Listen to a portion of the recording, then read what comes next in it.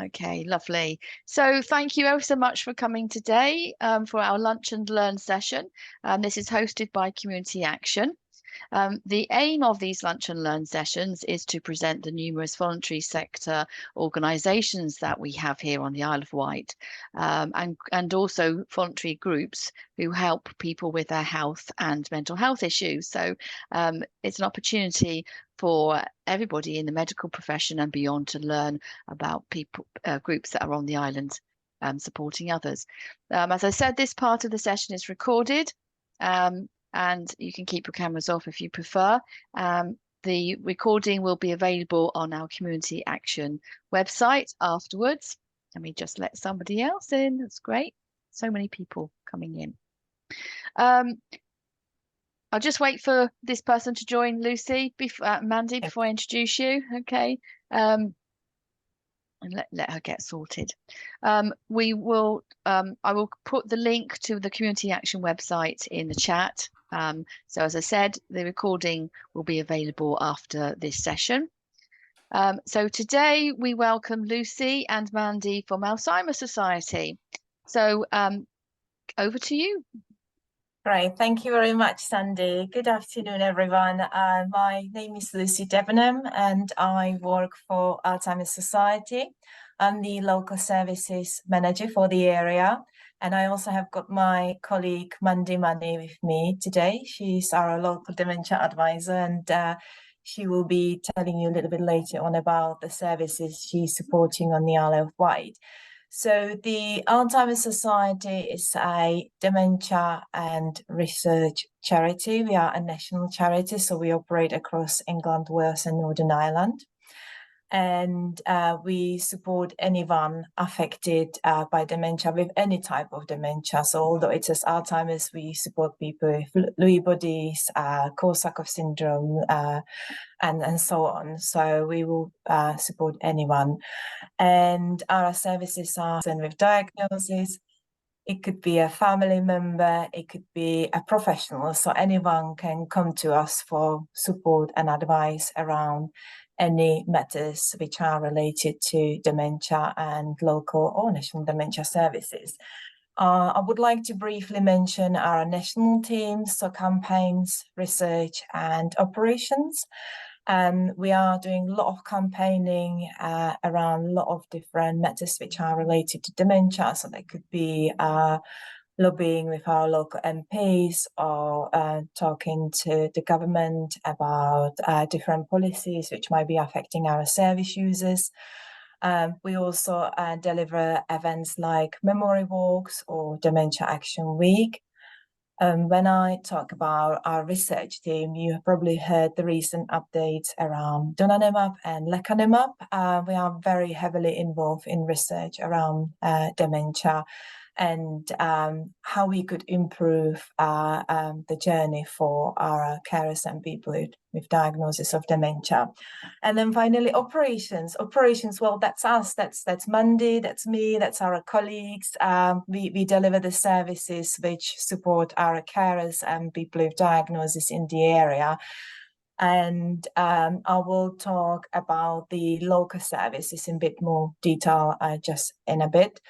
And I would probably like to mention our national services. So our main service is our national helpline, which is open 7 days during the week. So again, anyone can get in touch with us.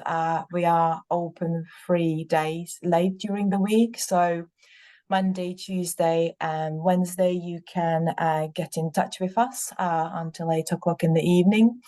And we are also open Saturday and Sunday. So let's say you're a carer and you hit a bit of crisis point, it's Saturday afternoon, you can pick up the phone and speak to one of our trained dementia advisors on the helpline.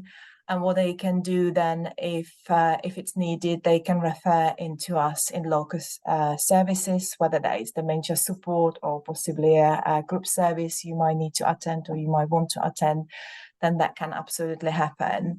I also would like to mention our online service, which is called Talking Point. And that is a secure online forum, which is open to anyone who is affected by dementia.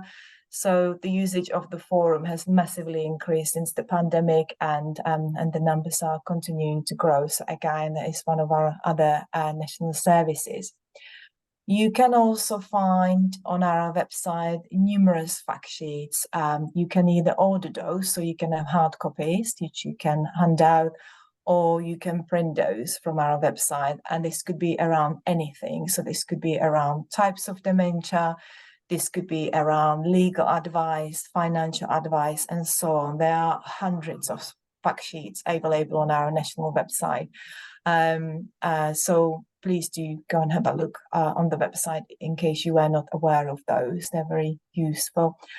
And finally, I would like to mention the This Is Me document, which is used across our local hospitals, and it's for person with diagnosis. It's a person-centered tool which sort of gives the health professional details around the person who has been diagnosed, about their past and about their career, and just sort of give you a sort of slightly bigger picture around the person and their sort of life journey. I would like to also mention our Dementia Together magazine, which is our bi-monthly magazine, which is a really useful source of information around dementia. We have our service users sharing their stories in there. There is always update around research and so on. I finally would like to talk about the dementia support service, which we offer in the area. And Mandis is going to talk to you a little bit more about the dementia drop-in and the dementia advisor clinic she's supporting on the Isle of Wight. So our dementia support service offers support to anyone who is affected by dementia. So it could be a newly diagnosed person or carer who has been in that position for the last few years, or it could be a professional, or it could be a colleague from the hospital wanting to access information around local services, or would like to have more fact sheets from the society. And as I said, our service is free to access, and we will support anyone with any type of dementia. The other service I would like to mention is our companion call service, which is led by our fantastic volunteers. And that service offers support to the carer or person with diagnosis. And that could be weekly or monthly. It depends on the service user, what they would like to do and how they would like to access the service. So it's like a telephone sort of an online sort of befriending service. Now, the volunteers are not offering dementia support, but should they identify during the call that there is a dementia support need, that they can refer into us straight away directly in local services and say, I've got a carer and the person seems to be struggling. Would it be possible to refer the person or the carer in for a little bit more support provided by the dementia advisor? I also would like to mention our virtual singing for the brain, which is a very popular service. Whether you can sing or not, you're very welcome to join the service and sing with us. As you can see, I'm smiling. I've done many sessions face-to-face and virtual singing for the brain sessions. So it does what it says on the tin. It's singing, and it's a very uplifting session which happens every Friday at 11 a.m. So if you have got any carers or people with diagnosis who would like to jump in and join us, please do let them know. The other group I would like to mention is our activity group. Our activity group is based in Newport on the Isle of Wight. We are at Riverside usually, and the group is open for our carers and people with diagnosis. And it is a great group. So what we are doing with our service user, we put 6 months plan in place. So depending what's on the wish list, you know, they might want to go and have a cream tea, or they might want to go and sort of visit the garden centre, or they might want to go out for walk, or they might want to be sort of venue based around Christmas or Easter and sort of do arts and crafts. So we put a 6-month plan in place, and then based on the plan, we plan the activities around our service users. Again, we would love to see more service users at this group. We've got some fantastic volunteers in Newport who are supporting this particular group. So please do, if you have got any carers or people diagnosed with dementia, do send them over to Newport and tell them what an amazing activity group is over there, and it is a great fun. So, and finally, I will briefly mention the drop-in, which is based in Wight, but I shall hand over to Mandy to tell you a little bit more about that particular drop-in. And we do also offer a dementia advisor clinic. So we do offer face-to-face support on the second Friday of the month for the carer or person with diagnosis, or even anyone else who might need the help and support. So I also would like to mention the national helpline number, and that will be the last thing before I hand over to Mandy. So if anyone needs to ring us, they can ring us on 0333 150 3456. I was just checking the number. I've got the correct number. It's quite a straightforward number. So thank you very much again for listening, and over to you, Mandy. Thank you. Thank you, Lucy. Just a little bit about the drop-in. Once a month, as Lucy said, on the second Friday of the month between 11 and 1 p.m, I or one of my colleagues are in the Ride Library. We're sat there near the front of the library, opportunity for anyone to pop over and ask questions, to pick up publications, just for a chat, seek further information. We also have access to a private room, so if somebody came and wanted to have a more confidential chat, then there's somewhere that we can go to.